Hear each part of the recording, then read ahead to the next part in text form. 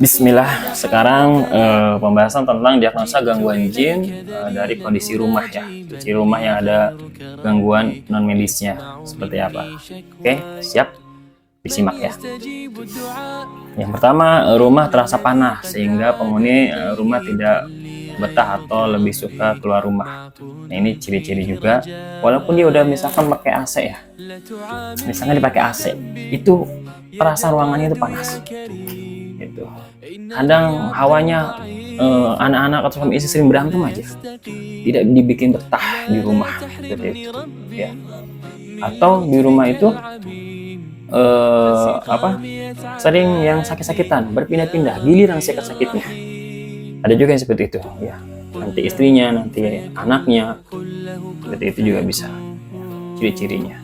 Kemudian banyak tikus, kecoa atau binatang liar lainnya yang tidak wajar dalam jumlah dan cara munculnya. Ada ular, apalagi ular hitam ya, hati-hati itu. Banyak tikus misalkan gitu. Makanya kita biasanya untuk ruqyah rumah kadang diikhtiarkan dengan membakar gaharu ya. Ini dibakar gaharu untuk wangi-wangian gitu, untuk menghilangkan. Atau banyak cicak di rumah ya.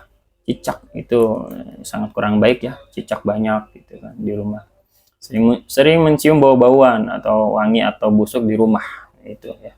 Bau bangkai tapi nggak ada, dicari bangkainya, atau bau melati atau apa.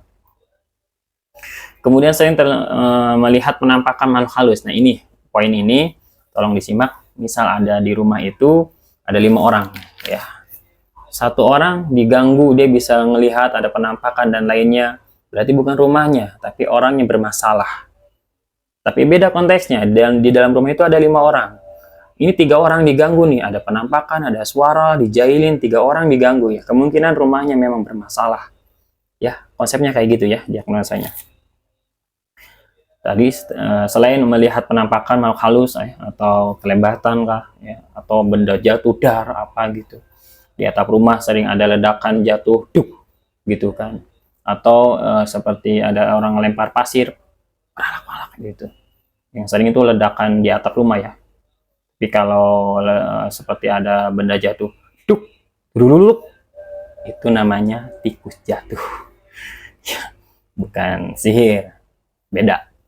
Kemudian terdapat pusaka, benda-benda keramat atau benda yang diperlakukan khusus. Nah, ini kalau ada jimat-jimat juga akan mempengaruhi banget ya efek di rumah itu seperti apa.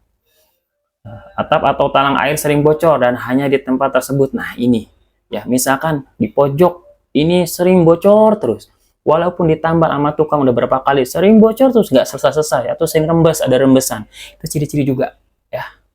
Kemudian ada bagian rumah ruang yang terasa berbeda dari ruangan lainnya. Di kamar ini hawanya beda gitu kan. Nah, itu juga apa, panas kah atau apa, atau angker lah. Kalau setiap ke kamar itu sering merinding ya. Sering tindihan saat tidur di tempat tertentu, misalkan di kamar 2 kalau saya tidur sering ketinggian, nah bisa juga. Kadang makanan lebih cepat busuk dan basi. Nah, ini ya. Penanganannya itu bisa diruqyah melalui media air, campur bidara atau bakar gaharu.